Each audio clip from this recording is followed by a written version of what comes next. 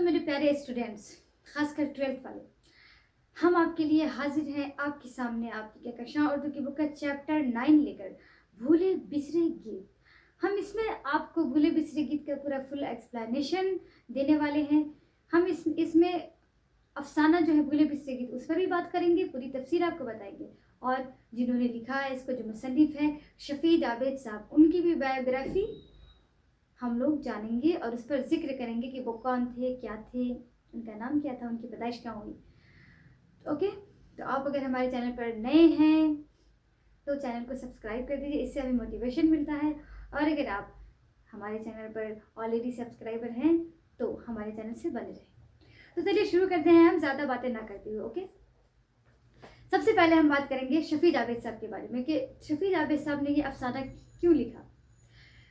हर चीज़ के पीछे कोई ना कोई रीज़न होता है। शफ़ी जावेद साहब में कोई मकसद था ये कि शफ़ी जावेद साहब वो डायरेक्टर थे, किसी ज़माने में उनको इतना बड़ा ओहदा मिला हुआ था, डायरेक्टर जनरल थे। उसके बाद उनकी रिटायरमेंट एक दिन हो गई। उससे पहले उनके पास शोहरत थी, इज्जत थी, दौलत थी, सब लोग झुककर सलाम करते थे। मतलब होता है ना कि अब इंसान एक बहुत बड़ा नामवर शख्स बन जाता है, दौलत आती है, शोहरत आती है, तो हर कोई उसके नाम लेने लगता है। मोहल्ले पर उसके लोग, यहाँ तक घर में वाइफ, बच्चे, भाई बहन, जो भी हो, एवरीथिंग। और मोहल्ले पर उसके लोग, मोहल्ले के लोग, जहाँ वो जिस महकमा में वो काम करते थे, सब लोग उनके कदमों में झुककर सलाम करते थे। लोगों की नज़रों में एक बहुत बड़े डायरेक्टर थे, उनकी एक इज्जत थी, कदर थी। फिर एक दिन वो रिटायर हो गए। रिटायरमेंट के बाद उनकी ज़िंदगी में पूरी तरह से बदलाव आ गया। उनके अपने पराए सब लोग बिछड़ने लगे। वो शोहरत, वो दौलत, उनका जो अपना बंगलो था वो भी चला गया, सारी चीज़ें चली गई। यहाँ तक कि सबकी नज़रों में ना वो एक डायरेक्टर थे, फिर वो जहन से सब सारे लोगों के जहन से फरामोश हो गए कि कभी किसी ज़माने में कोई डायरेक्टर थे, वो बहुत बड़े ओहदे पर थे, उनके लोग नाम लेते थे। लेकिन ऐसा अब कुछ भी नहीं था। जब जिस ज़माने में जिस महकमा में वो काम करते थे ना, उस महकमा में जब वो काम करने जाते थे तो सब लोग उनको झुककर सलाम करते थे। कुछ लोग तो उनके पैर भी छू लिया करते थे। लेकिन ऐसा कुछ भी नहीं हुआ। धीरे बाद में ऐसा कुछ नहीं हुआ। जब उनकी पोस्ट, उनकी कुर्सी चली गई तो उनकी वो शोहरत, वो नाम लेने वाले लोग, वो इज्जत करने वाले लोग, वो कदर करने वाले लोग, वो साथी, वो रफ़ीक, वो गमगुसार, सब लोग चले गए। वो अपने घर में रहते हुए भी अजनबी फील करते थे, खुद को महसूस करते थे। अपने बीवी बच्चे के सामने में भी उनकी इज्जत और कदर चली गई। तो ये आप जान गए। तो शफ़ी जावेद साहब जब रिटायरमेंट के 10 साल बाद जब वो बैठते हैं तो खुद की ज़िंदगी को देखते हैं, एनालाइज करते हैं और वो माजी की वो खूबसूरत यादों में खो जाते हैं। हमेशा एक फ़िल्म चलती रहती है, उनको माजी की रोमानवी यादें, माजी के वो खूबसूरत पल लम्हे फ़िल्म की तरह से वो आंखें बंद करके देखते रहते हैं। और फिर शफ़ी जावेद साहब कलम उठाते हैं और ये अफ़साना लिखते हैं। ये उनकी खुद की आप बीती है, लेकिन उन्होंने इसमें सैयद अजीज़ अहमद साहब को मरकज़ी किरदार में लिखा है, यानी अपनी जगह किसी और इंसान को डाला हुआ है। सैयद अजीज़ अहमद साहब हैं, इनके मरकज़ी किरदार मेन कैरेक्टर में डाला है, लेकिन आप बीती शफ़ी जावेद साहब की है। ज़िंदगी के उस मोड़ पर जहाँ पर वो खुद को तन्हा महसूस करते, जहाँ पर उनके अपने गमगुसार की ज़रूरत थी, अपनों की ज़रूरत थी उनको, हमदम किसी रफ़ीक की किसी दोस्त की जो उनको समझने वाला हो, जो सिर्फ़ उनसे प्यार करे, उनकी कदर करे एज़ अ ह्यूमैनिटी, यानी कि इंसान के ज़रिए कि वो इंसान थे। उनके पास दौलत शोहरत ना थी, लेकिन अभी ना थी, पहले तो थी। वो ये चाहते थे, लेकिन ऐसा कुछ भी नहीं हुआ। उनका एक पुराना साथी था, एक सिगरेट, सैयद अजीज़ अहमद साहब का, जो इनमें मरकज़ी किरदार है, और एक ट्रांजिस्टर, एक रेडियो था, जिनके साथ वो भूले बिसरे गीत सुना करते थे, जिन पर वो रात भर और जैसे उनके दिल की बातें कहते थे, वो भूले बिसरे गीत, और वही उनकी तन्हाई को दूर करते थे। अपनी तन्हाई से घबरा करके वो इन दोनों चीज़ का सहारा लिए थे, जिनकी वजह से सैयद अजीज़ अहमद साहब को बीमारी हो गई थी। इतनी ज़्यादा वो एक दिन सीरियस भर गए थे बीमार के। वो जब लोग घर डॉक्टर के पास ले गए तो डॉक्टर ने ECG किया तो उनको पता चला कि कुछ दिनों के मेहमान हैं। उन्होंने कहा, उनसे पूछा कि आप नशा अगर कोई गोली लेते हैं, तो उन्होंने कहा कि नहीं, हम कोई गोली नहीं लेते, सिगरेट पीता हूँ मैं। तो वो सिगरेट की पैकेट डॉक्टर लेकर के खिड़की से बाहर फेंक देते हैं और कहते हैं कि आप शुक्र अदा कीजिए कि आपके पास वसीयत तैयार करने का वक्त है। तो ये सुनकर वो सन्नाटे में आ जाते हैं और बहुत ज़्यादा उनको खुलापन पैदा होता है, यानी कि खुला पैदा हो जाता है अपने मन में, खालीपन कि अब वो लोग अजल बनने वाले हैं, वो कुछ दिन के मेहमान हैं। तो ये थी उनकी कहानी। सैयद अजीज़ अहमद साहब के इसमें जो कैरेक्टर है मैं बताती हूँ। एक ये मरकज़ी किरदार में सैयद अजीज़ अहमद साहब हैं। उनके जो साथी हैं, सिगरेट, पुराना ट्रांजिस्टर, सिगरेट है जो पीते हैं, पुराना ट्रांजिस्टर जो तन्हाई के पल को दूर करते हैं, भूले बिसरे गीत सुन करके उनको बहुत सुकून फ़ील होता है, उनकी तनाई दूर हो जाती है। कुछ देर के लिए वो खुद को पुरसुकून महसूस करते थे और ऐसा लगता था कि वो रेडियो जो उन पर वो गाना सुना करते थे भूले बिसरे गीत, उनका रफ़ीक है, उनका दोस्त बन कर के उनके दुखों को, उनके दिल की बातें कहते थे, उनके दिमाग की बातें। क्योंकि हर इंसान को कोई ना कोई ऐसा चाहिए होता है ज़िंदगी में, कोई अपना ऐसा हो जो उनकी तकलीफ़ को समझे, उनका साथ दे, उनके साथ रहे, उनके दिल की बात करे, उनसे पूछे कि आपको क्या तकलीफ़ है और आप क्या चाहते हैं। उनके सुख-दुख में साथ रहे, उनके गम को दूर करे, तन्हाई को दूर करे और उससे सिर्फ़ प्यार करे, उनकी कदर करे, सिर्फ़ उनसे, उनकी शोहरत से नहीं, उनकी दौलत से नहीं। तो वो भी एक इंसान थे और वो चाहते थे, तो जब उनको कोई नहीं मिला, सारे लोग उनसे बिछड़ने लगे। वो घर, अपने घर में, यहाँ तक कि अपनी फैमिली के सामने भी खुद अजनबी थे, उन सब के लिए बन गए थे। क्योंकि उनके पास ना बंगलो थी, ना गाड़ियाँ थी, ना वो शोहरत थी, ना वो कुर्सी थी, ना ओहदा था, ना वो इज़्ज़त रही थी मुआशरे में उनके लिए, ना गली मोहल्ले पड़ोस में, घर में नहीं। तो बस उन्होंने अपना साथी तलाश किया था ट्रांजिस्टर रेडियो और सिगरेट के रूप में। तो सिगरेट पीते थे, लेकिन ये जो है बड़ा ही रफ़ीक था, बहुत, वो कहते हैं ना वो बहुत बड़ा वाला रफ़ीक। दोस्त थे उनके एक रवि रंजन, जर्नलिस्ट दोस्त थे उनके, रवि रंजन थे। जो आते थे उनके घर तो उनको सैयद अज़ीज़ अहमद साहब सुनाते थे अपनी आप बीती कि भई अब मैं जो सुबकदोश हो गया हूँ, उसके बाद से ज़िंदगी ही बदल गई है। कुछ भी अच्छा नहीं जा रहा, सब लोग दूर हो गए, अपनी गम बताते हैं तो वो कहते हैं, उनके दोस्त उनको समझाते हैं कि कोई बात नहीं है, ये सब ज़िंदगी कहानी है, सब कुछ आता जाता रहता है, एक दिन हमें लुक़्मा अजल बनना है, तुम फ़िक्र ना करो और बस जीते रहो खुश होकर हर हाल में। ठीक है। अब जो एक नवासा जो उनका ज़िक्र है, जो लाउंज में टीवी बैठ करके देखता रहता है और जब वो कोई शो चल रहा होता है फायर वाला, आग वाली, आग का सीन कुछ चल रहा होता है, वहाँ पर आग लगी होती है, तो ये अपने नवासे से पूछते हैं कि ये सब क्या चल रहा है। तो उनके नवासे फरामोश कर देते हैं उनके क्वेश्चन को, सवाल को, और कहते हैं कि मतलब इग्नोर कर देते हैं साफ। फिर दूसरी बार पूछते हैं, दूसरी बार भी नहीं बताता है, तब वो एकदम घुटन सा फील होता है और वो सोचते हैं कि इससे पहले उनके नवासे ने, जब वो बहुत ज़्यादा, मतलब उनके पास सब कुछ थी, तो उनके नवासे उनके क्वेश्चन को टालते नहीं थे, बल्कि उनके क्वेश्चन को वो जवाब दिया करते थे, उनसे अच्छी तरह बात करते थे। अब उनके नवासे भी उनसे सही से बात नहीं कर रहे थे, यहाँ तक कि उनकी इतनी भी ज़रा बराबर भी अहमियत नहीं थी कि उनके क्वेश्चन का वो जवाब दे। और जब उठ कर वहाँ से चले जाते हैं, उनको घुटन महसूस होता है, ये सब सोचकर बड़ी दिली तकलीफ़ होती है, तो वो बाहर निकल जाते हैं। जब वो बाहर निकल जाते हैं तो देखते हैं कि उनका जो नवासा रहता है, लॉ ऑन इंटरनेट देख रहा होता है, तो वो तब जाकर के फिर से आकर के टीवी के सामने बैठ कर के देखने लगता है और हँसने लगता है। उनकी बीवी बच्चे जो होते हैं उनके, वो उनको ताने देते हैं और कहते हैं क्या कि आप जो है ना, वो बीमार जब रहने लगते हैं तो, कि आप बीमार जो रहते हैं ना, वाइफ़ कहती है कि इसलिए रहते हैं कि आपको काम करने की आदत थी, जब छूट गई है तो अचानक से आप बीमार पड़ने लगे। फिर से कोई जॉब छोटी-मोटी तलाश कीजिए, कोई कमतर सा ही जॉब, और घर का खर्च उठाइए। क्योंकि पेंशन की रकम इनको मिलती थी, लेकिन कलील आमदनी, बहुत कम पैसे आते थे, बहुत कम इनकम थी, जिनसे घर का गुज़ारा बहुत मुश्किल से हो पाता था, मुश्किल से, और दवा वगैरह और खर्च खाने का चल जाता था, उससे ज़्यादा और कुछ नहीं। तो इस पर उनकी वाइफ़ तो ये कहते थे कि भाई मैं इतने बड़े पोस्ट से रिटायर हुआ हूँ, अब मेरे बस की बात नहीं किसी कोई कमतर सा जॉब करना। ये बात बिल्कुल सच है कि किसी इंसान को ज़िंदगी में बहुत बड़ा ओहदा मिला होता है, वो जब रिटायर हो जाते हैं ना, या छिन जाते हैं वो ओहदा, तो बहुत मुश्किल होता है कि उनको वो कोई कमतर सा जॉब करे। और वो उस वक़्त जो जिस आलम में जी रहे थे, कि गम में जी रहे थे, कि उनके पास कुछ नहीं था, और वो ज़िंदगी की हकीकत से रोशनास हो गए थे कि ज़िंदगी कुछ भी नहीं है। हम लोग ज़िंदगी के लिए ये दौड़ते हैं, भागते हैं, ज़िंदगी को बनाते हैं, मेहनत करते हैं। इंसान जुड़-जुड़, तोड़-तोड़ कर एक बहुत बड़ा महल खड़ा करता है। मुआशरे में नाम होगा, हमारी इज़्ज़त होगी, कदर होगी, हमारे घर में अच्छे-अच्छे लोग आएँगे, अच्छे-अच्छे लोगों के सामने हमारा उठना-बैठना होगा, लोग हमें जानेंगे कि हमारे पास ये है, हमारे पास वो है, हाँ, लोग झुककर सलाम करेंगे, है ना? लेकिन हकीकत ये है कि उन्होंने बयान किया कि ज़िंदगी कुछ नहीं है, ज़िंदगी साँस का आना है, साँस का और चले जाना है, यही है ज़िंदगी। और फिर उनको इस बात का गम होता है कि आज मैं किस मकाम पर पहुँचा हूँ। लोगों की नज़रों में पैसे, दौलत, शोहरत की इज़्ज़त, पैसे, दौलत और गाड़ी, बंगलों, चीज़ों की कदर है, इंसानों की नहीं। वो खुद को जब ये बात वो साबित करते हैं इस अफ़साने से शफ़ी जावेद साहब। तो सैयद अज़ीज़ अहमद साहब भी बहुत ज़्यादा जो है, अब आते हैं कि ये वो डायरेक्टर जनरल थे। मुझसे ज़्यादा ये कि अपने मकान के बाहर उन्होंने एक नेम प्लेट लगवाया था, सैयद अज़ीज़ अहमद साहब ने, उस पर लिखा हुआ था अज़ीज़ अहमद, अंडरस्टैंड। तीसरे मरहले में लोग ये भी भूल गए कि वो कभी अज़ीज़ अहमद थे, यानी कि लोग उनको कभी डायरेक्टर के नाम से जानते थे, बाद में सैयद अज़ीज़ अहमद साहब हो गए। फिर धीरे धीरे जहन, लोगों के जहन से ऐसे खामोश हो गए, वो जहन से ऐसे मिटते चले गए कि बाद में लोगों के लिए बस एक चाचा रह गए और कुछ भी नहीं। तो ये थी उनकी कहानी, उनकी नवासा। और उनका एक दोस्त रवि रंजन जो कभी कभी आते थे, तो वो उनसे अपनी आप बीती सुनाते थे गम को कि अब मेरे पास कुछ नहीं रहा, सबकदोश हो गया हूँ जब से, तो मतलब ज़िंदगी अजीब सी हो गई है। तो बहुत उनको ये होता है, क्या तकलीफ़ होती है। तो देखिए उन पर वो क्या कहते हैं कि कोई बात नहीं, क्या करोगे, दिल पर बोझ क्यों लेते हो यार, संसार तो दुखों का समंदर है, यहाँ हमें बनवास की सजा काटनी और लुक मैजल बन जाना। कहा कि दुखों का समंदर है संसार, तुम गम ना मनाओ, हर इंसान दुख में जी रहा है और गम में जी रहा है। एक दिन हम सबको बनवास काटनी है और मौत का लुकमा बन जाए, लुकमाए अचल।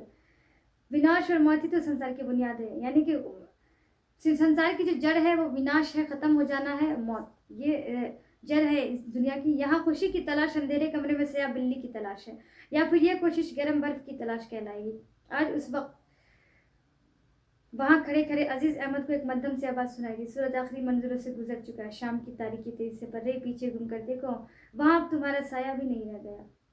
यानी कि वो कहते हैं कि तुम जो अभी संसार में खुशी तलाश कर रहे हो, मानो कि अंधेरे कमरे में स्याह बिल्ली की तलाश है। वो मिसाल के तौर पर कहते हैं, या फिर कोई गर्म बर्फ, बर्फ तो ठंडी ही होती है। फिर वहाँ खड़े खड़े अजीज अहमद को एक मध्यम से आवाज़ सुनाई दी, सूरज आखिरी मंजिलों से गुजर चुका है। वो जब पीछे देखते हैं तो देखते हैं कि आखिरी मंजिल से गुजर चुका है, कहने का मतलब सूरज गरूब हो चुका था। और फिर उन्होंने जब देखा कि ये हमारे पीछे अब हमारा साया भी नहीं रहा। तो ये ज़िंदगी की असल कहानी है उनकी। और ये मैंने आपको जिक्र कर दिया कि उनकी बीवी बच्चे उनको ताना देते थे, उनके बच्चे जो है हाँ में हाँ मिलाया करते थे अपनी मम्मी के कि हाँ ठीक कहती हैं अम्मी, आप कोई काम वाम तलाश करें। फिर जब उनकी बीवी ने कहा उनको, मैंने जब बताया आपको कि कोई काम तलाश करें और डायरेक्टरी का बोझ कब तक लिए फिरेंगे, कहने का मतलब कि अब आप डायरेक्टर नहीं रहे, किसी ज़माने में थे, आपकी इज्जत थी और आप ये सोचते हैं कि आप डायरेक्टर थे, आप कैसे छोटे मोटे जॉब करेंगे। तो वो कुछ नहीं बोलते हैं, खामोशी से बाहर चले जाते हैं। उनको घुटन महसूस होता है कि उनकी बीवी की बातों में उनके बच्चे भी हाँ में हाँ मिला करते हैं और कहते हैं कि भाई आप अब्बाजान कभी किसी ज़माने में बहुत दानिश्वर हुआ करते थे, आपके पास इतनी दौलत थी, शोहरत थी, ओहदा था, अब आपके पास तो कुछ भी नहीं है, कुछ है क्या फ़ायदा हुआ आपको इतना बड़ा ओहदा लेकर के, आप कोई छोटा मोटा ही जॉब कीजिए। तो इन पर उनको इतनी तकलीफ होती है कि उनको घुटन महसूस होने लगता है ये बातें सुन करके, और वो पहलू बदल कर रह जाते हैं और बाहर चले जाते हैं बेचैनी के आलम में। उसके बाद एक वो कभी किसी तकरीब में जाते हैं किसी, तो वहाँ इनके एक पुराने आशना मिल जाते हैं, गुजरे हुए ज़माने में जो पुराने आशना नहीं रहते हैं जो इनको जानते हैं कि भाई डायरेक्टर साहब है। तो उनसे हाथ मिलाते हुए कहते हैं कि एक बात कहूँ, आजकल आपका हाल क्या है, कैसे हैं, किधर रह रहे हैं आप। तो वो कहते हैं ठीक हूँ, आपके सामने हूँ। तो वो कहते हैं हाँ, मेरे कहने का मतलब ये नहीं था। तो वो कहते हैं सैयद अजीज़ अहमद साहब कि आप मुझसे मिलिए ना, मेरी कुर्सी की जुस्तजू क्यों है, मेरे ओहदे की। मतलब आप अगर हमसे मिलेंगे तो हमारे ओहदे को देख करके, उनको बड़ी तकलीफ होती है उनकी बातों से सैयद अजीज़ अहमद साहब को। और वो कहते हैं कि कुर्सी को आदमी बनाता है, कुर्सी आदमी को नहीं बनाती। कहने का मतलब ये जो पोस्ट क्रिएट होता है, पोस्ट क्रिएट किया जाता है, बड़े बड़े ओहदे जो बनाए जाते हैं वो इंसान ही बनाते हैं ना, इंसान को वो ओहदा नहीं बनाता। फिर वो गुस्सा होकर के, आधे गुस्सा होकर के उनके जानने वाले आशना चले आते हैं। तब सैयद अजीज़ अहमद साहब को नीम गमज़दा होते हैं और मन में सोचते हैं कि मतलब अब हाथ भी लोग हमसे मिलाएंगे, हैंडशेक करेंगे तो मेरे ओहदे को देख करके अब ये उस मकाम पर मैं आ गया हूँ। उनको बड़ी तकलीफ होती है। अब आते हैं, वो ऐसे नहीं रह गए थे, हालांकि वो बहुत पुरकशिश शख्सियत और शकील चेहरे के आदमी थे। कौन थे वो पहले जैसे बिल्कुल नहीं रह गए थे, चेहरा बिल्कुल मुरझा सा गया था। रिटायरमेंट के 10 सालों बाद का ये जिक्र है, जब वो खुद को सोचते हैं कि मैं क्या से क्या हो गया हूँ। उस वक्त की बात है जब वो उन्होंने लिखा था, सैयद अजीज़ अहमद साहब को कैरेक्टर दिया था कि वो पहले के जैसे नहीं रहते, उनका चेहरा मुरझा सा गया था। अब वो वैसे नहीं रह गए। वो किसी ज़माने में बहुत पुरकशिश और शकील खूबसूरत चेहरे के मालिक हुआ करते थे। यूनिवर्सिटी के ज़माने में उनके खुशी पोशी के बड़े, यानी वो बहुत ज़्यादा पुरजोश इंसान, खुश शक्ल, गुड लुकिंग, खूबसूरत और बहुत ही अच्छे हुआ करते थे। मतलब उनके चेहरे पे शादाबी हुआ करती थी, चार्मिंग। और वो कहते हैं ना कि उमंग दिखता था उनके चेहरे पर, एक जोश, जीने का एक बलबला, ज़िंदगी की तरफ के भाई ये इंसान जी रहा है, ये भी तो कोई इंसान है और वाह क्या ज़िंदगी है इनकी। लेकिन अब वो जब खुद को देखते थे तो वो उनको मतलब लगता ही नहीं था कि वो वही इंसान है। खुद को सांसों का आना, और फिर सोचते थे कि ज़िंदगी क्या है, कुछ भी तो नहीं, मौत क्या है, सांसों का आना और चले जाना, बस यही ना। और इतने ही लम्हे के लिए हिमालय से कन्याकुमारी तक आदमी दौड़ता है। कहने का मतलब वो सोचते हैं कि ज़िंदगी सांसों का आना चले जाना, और इसी वक्त के लिए इंसान कन्याकुमारी से हिमालय तक की दौड़ लगाता है, हाँफता है, मारता है, काटता रह जाता है।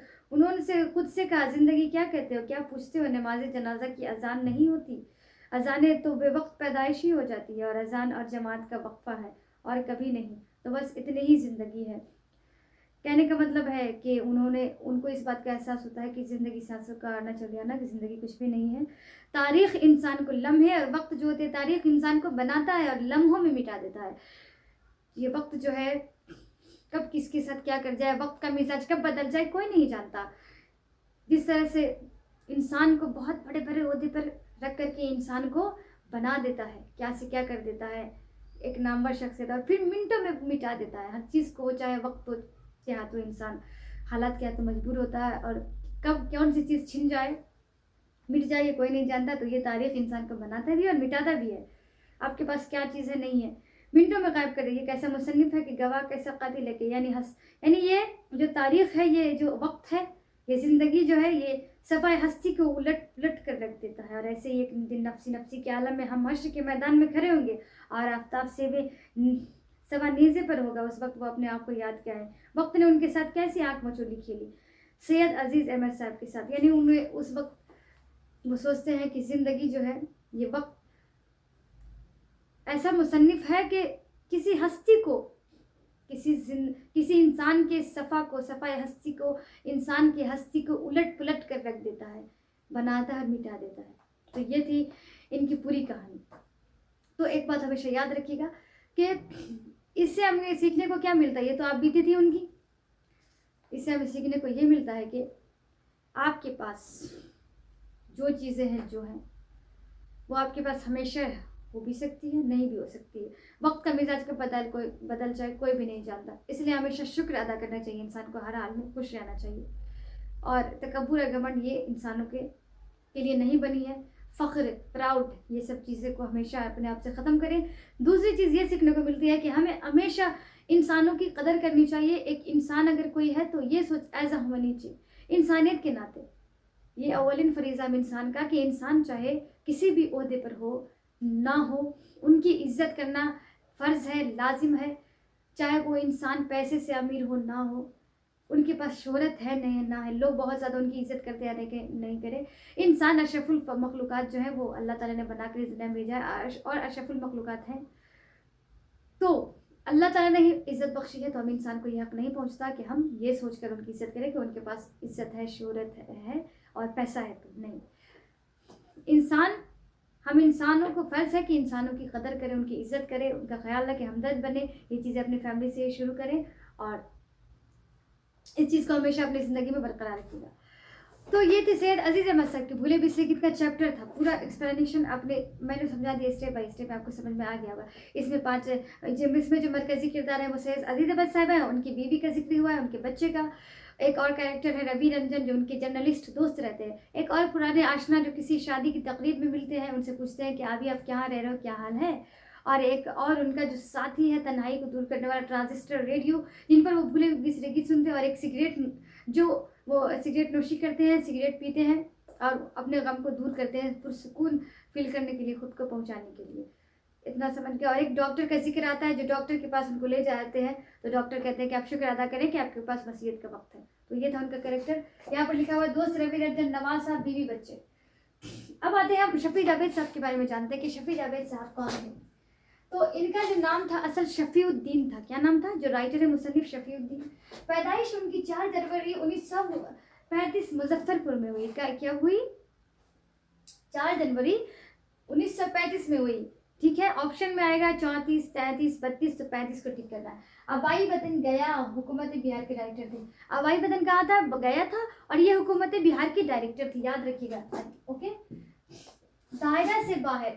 अब आते हैं शफी अहमद जावेद साहब के जो थे, वो जो उन्होंने अफसाने लिखे हैं, बहुत सारे आए, वो बहुत ही मशहूर मारूफ मुसन्निफ रह चुके गुजरे हुए वक्त के। तो उनका जो अफसानवी मजमूए, बहुत सारे अफसानों के नाम है, मजमूआ है, बहुत सारा अफसाना है जिनका नाम मजमूआ कहा जाता है, एक से ज़्यादा, पूरा अफसानों का ये मजमा। दायरा से बाहर आया नहीं, सबसे पहला अफसाना लिखते हैं। सबसे पहला अफसाना आर्ट और तंबाकू है, याद रखिएगा। दरभंगा के महानामा उफक में हर महीने एक मैगजीन आती थी, महानामा, जो हर महीने आता है, मंथली मैगजीन। उफक नाम का एक महानामा था, उसमें उनका आर्ट और तंबाकू शाये हुआ, यानी कि प्रिंट हुआ, छपा गया और पब्लिश्ड हुआ और लोगों ने देखा। सबसे पहला अफसाना, याद रखिएगा। उफक 1953 में आया, 1953 में। अब आते हैं दायरा से बाहर 1979 में, ये दूसरा अफसाना हुआ। खुली जो आंख 1982, ये सब आपको याद करना पड़ेगा। याद ना भी करें, बार बार पढ़ेंगे अच्छी तरह से, बार बार सुन लीजिएगा, आराम से ज़हन में आ जाएगा, कोई बड़ी बात नहीं है, बिल्कुल भी नहीं। 1982 में तारीफ उस खुदा की, 1984 में तारीफ उस खुदा की 1984 में आया है। अब आते हैं वक्त के असीर। वक्त के असीर उनके अफसानों के नाम है, हिंदी 1991। और रात शहर और मैं, रात शहर और मैं, ये जो है 2004 में शाये हुआ था, यानी कि उन्होंने मुसल लिखी थी और ये प्रिंट हुआ था। मिनी कहानियाँ और नज़में भी लिखी उन्होंने, इतने सारे अफसाने लिखे और मिनी कहानी कहते, छोटी छोटी कहानियाँ और नज़में भी लिखी। एजाज़ात से नवाजा गया उनको बिहार उर्दू अकादमी और ऑल इंडिया मीर अकादमी का, एजाज़ात से नवाजा गया, अवार्ड मिला इनको बिहार उर्दू अकादमी, ऑल इंडिया और मीर अकादमी से। पटना यूनिवर्सिटी समाजियात में ये एमए कर चुके थे शफी जावेद साहब, अंडरस्टैंड, क्या कर रहे थे? शफी जावेद साहब पटना यूनिवर्सिटी से समाजियात में एमए किए हुए थे, हमेशा याद रखिएगा, अंडरस्टैंड, इतना तो पता था आपका। पटना यूनिवर्सिटी से समाजियात में एमए कर चुके थे शफी जावेद साहब। शफी जावेद साहब का नाम, असल नाम शफीउद्दीन था। ये थी सब शफी जावेद साहब की कहानी। अब आते हैं वो जो है, और मुलाजिमत हुकूमत बिहार के डायरेक्टर थे, उसी दौरान उनको और भी कुछ बहुत बड़े बड़े पोस्ट मिले और उन पर भी उन्होंने काम किया। उनको कई और भी दूसरे बड़े बड़े पोस्ट मिले थे जिन पर वो कारबंदर यानी कि काम किया। उन ओहदों पर जो है वो फायज रहे और उन पर भी काम कर रहे थे जो महकमा में वो डायरेक्टरी के ओहदे पर थे। उसी दौरान उनको और भी कई मुलाजमत मिली, जैसे कि मुलाजमत के दौरान गवर्नर की प्रेस सेक्रेटरी, गवर्नर बिहार के वो प्रेस सेक्रेटरी भी रहे। कब? जब वो डायरेक्टर थे महकमा बिहार में, बिहार के डायरेक्टर, उन्हें उसी दौरान बेस नुकाती प्रोग्राम अमल दरआमद कमेटी के डायरेक्टर भी रहे। क्या? बेस नुकाती प्रोग्राम अमल दरआमद की कमेटी के डायरेक्टर भी रहे वो उसी दौरान। और Indian red cross society Bihar के एडमिनिस्ट्रेटर, यानी कि Indian red cross society Bihar के एडमिनिस्ट्रेटर, इन जैसे ओहदे पर भी वो फाइज रहे और काम करते रहे। फिल वक्त वो पटना में मुकीम है, कहने का मतलब है उस वक्त जब उनके बारे में ये शाये हुई थी किताब में, उस वक्त वो पटना में मुकीम थे। ओके, तो ये थी शफी जावेद साहब की कहानी, उनकी हालात ज़िंदगी, उनकी बायोग्राफी।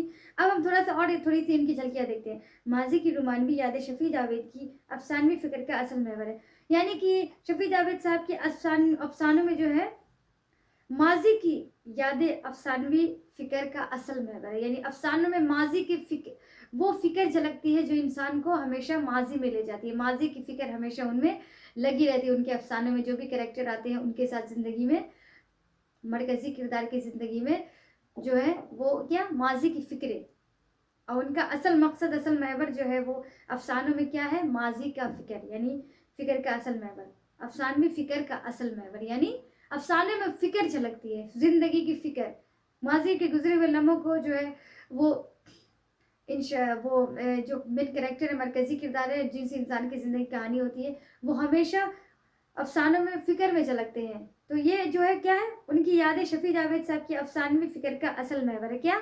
माजी की रुमानवी यादें, याद रखिएगा। माजी को असर हाजिर से नीम फलसफियाना अंदाज में जोड़ते हुए वो अपने अफसानों में उस अलामगी रिसोर्स को हासिल करने में कामयाब हुए। कहने का मतलब है कि वो माजी को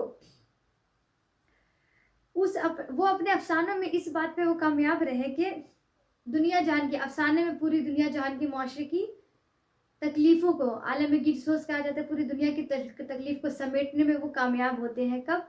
अपने अफसानों में, यानी उनके अफसाने पढ़ने के बाद पूरे मुआशरे की सच्चाई नज़र आती है और उन सच्चाई में वो गम, वो फ़िक्र झलकती है जिससे पूरा मुआशरा उलझा हुआ है, यानी कि पूरी दुनिया के हर इंसान की ज़िंदगी में कोई ना कोई गम लगा रहता है।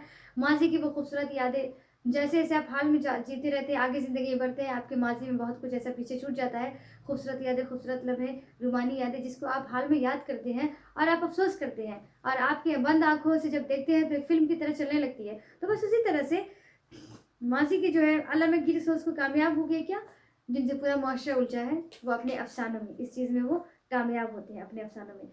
जिनसे पूरा मुआशरा उलझा हुआ है। उनके अफ़सानों में थोड़े वक़्फ़े से हाल और माज़ी के मिलने और रुख़सत होने की कैफ़ियत चलती रहती है। कहने का मतलब है कि उनके अफ़साने में जो मरकज़ी किरदार होते हैं ना, मेन कैरेक्टर, वो हाल और माज़ी दोनों का सफ़र कर रहे होते हैं, और हाल और माज़ी जो है दोनों हर थोड़ी-थोड़ी देर पर आपस में मिलते-जुलते रहते हैं। इस तरह की कैफ़ियत चलती रहती है और फिर रुख़सत होती रहती है। यानी कि अफ़साने में पता चलेगा आपको कि ये कहानी में तुरंत में जो है वो इंसान हाल में जीता रहता है, फिर तुरंत में माज़ी में पहुँच जाता है, माज़ी के झरोखे में खो जाता है और चला जाता है और उसमें थोड़ी देर के लिए गुम हो जाता है, और फिर तुरंत वहाँ से वापस लौट कर आकर अपने हाल में यानी कि प्रेज़ेंट में वो जीने लगता है और लौट आता है। और फिर इसी तरह से माज़ी और हाल जो है आपस में मिलता है और फिर रुख़सत होता रहता है। अंडरस्टैंड?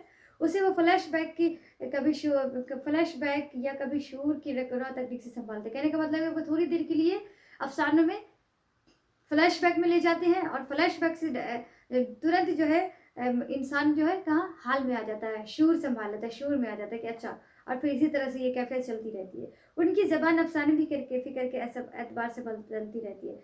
यानी कि उनमें जो ज़बान है, उसमें जो है उनके अफ़साने में जो ज़बान जो है, ज़बान बोलने का अंदाज़ जो उर्दू ज़बान है, उनमें वो अफ़सानों के एतबार से, फ़िक्र के एतबार से बदलती रहती है। यानी अगर हाल में इंसान है तो उस टाइप से उनकी ज़बान जो है वो वहाँ पर बोला गया है कुछ-कुछ और इंसान जी रहा है, और जब वो माज़ी में है तो उसी के अकॉर्डिंग अपनी ज़बान का इस्तेमाल किया है। लेकिन इसमें मौजूद इंशा पर्दाज़ाना अनासर उनके मख़सूस असलूब की तरफ इशारा करते हैं। यानी फिर भी इन सब के बावजूद एक मख़सूस जो मकसद है अफ़सानों में, जिनसे आप पूरे मुआशरे को, पूरे क़ारीन को रोशनास कराते हैं, उसी मकसद की तरफ इशारा करते हैं। एक शायराना अंदाज़ है उनकी, जो अफ़सानों में ऐसा शायराना अंदाज़ है जो इन क़ारीन को, पढ़ने वालों को जो है एक रूमानी लहर को तेज़ कर देता है, अफ़सानों में उनके पाया जाता है। है तो नसरी कहानी, लेकिन अंदाज़ इस तरह से वो बयान करते लिखते हैं कि शायराना हो जाता है और इंसान को माज़ी के झरोखे में जाने पर मजबूर कर देता है। माज़ी की रोमानवी यादें दिमाग में गर्दिश करने लगती है और इंसान मजबूर हो जाता है, और उसी अफ़सानों में जो है पढ़ने के बाद रूमानी लहर जो होती है इंसान के ज़हन-ओ-दिल में तेज़ हो जाती है। क़ुर्रतुल ऐन हैदर के बाद की नस्ल में इस असलूब के ग़ालिबन वो तन्हा वारिस है। यानी कि जो शफ़ी जावेद साहब क़ुर्रतुल ऐन हैदर के बाद की जो नस्ल में, वो इस सब चीज़ों के जो है असलूब के तन्हा वारिस थे वो। क्या? क़ुर्रतुल ऐन हैदर की नस्ल में से ये शफ़ी जावेद साहब जो है इन सब ये अफ़सानों की जो मतलब अफ़सानों के जो मुसन्निफ़ थे, वो इसके तन्हा वारिस थे। तो ये रहे शफ़ी जावेद साहब के बारे में भी हमने बता दिया है। हमने आपको पूरी स्टोरी में भूले बिसरे गीत का भी पूरा मैंने आपको डेफ़िनेशन बता दी है और एक्सप्लेनेशन एक-एक करके समझाया है, और मुझे यकीन है कि आपको समझ में आ गया होगा। फिर भी अगर कोई चीज़ आपको समझ में नहीं आई है, तो आप हमसे कमेंट सेक्शन में पूछ सकते हैं। हम आपको फिर से उस टॉपिक पर वीडियो आपके लिए लेकर आएँगे और आपको और अच्छी तरह से समझाएँगे। और इसका क्वेश्चन आंसर आपको इंशाल्लाह नेक्स्ट वीडियो में मिल जाएगा। तो ये समझ गए, भूले बिसरे गीत शफ़ी जावेद, भूले बिसरे गीत एक अफ़साना है, मुख्तसर अफ़साना, उसके जो मुसन्निफ़ है शफ़ी जावेद साहब। हम फिर से थोड़ा रिपीट कर देते हैं। भूले बिसरे गीत में जो मरकज़ी किरदार है वो सैयद अज़ीज़ अहमद है, और सैयद अज़ीज़ अहमद की एक बीवी का एक बच्चे का ज़िक्र किया गया है, एक रवि रंजन दोस्त का, एक पुराने आशना जो मिल जाते हैं शादी की तकरीब में। रवि रंजन दोस्त उनके जर्नलिस्ट दोस्त होते हैं, याद रखेंगे। एक उनका पुराना साथी जो गम गुसार होता है, उनकी तन्हाई को दूर करता है, उनका पुराना ट्रांजिस्टर रेडियो, और एक उनकी सिगरेट, जो सिगरेट नोशी भी करते हैं, जिसकी वजह से वो जाते हैं डॉक्टर के पास, तो डॉक्टर उन्हें जवाब दे देते हैं कि कुछ दिनों के मेहमान हैं। तो डॉक्टर का भी जो है करैक्टर है उसमें, तो ये समझ गए। और उनके एक नवासा का भी ज़िक्र आया है, जो लॉ ऑन इंटरनेट देख रहा होता है और वो उनकी बातों को नज़रअंदाज कर देता है। तो ये रहा आज का पूरा चैप्टर। तब तक के लिए हमें इजाज़त दीजिए, हम मिलते हैं फिर नेक्स्ट वीडियो में। खुदा हाफ़िज़।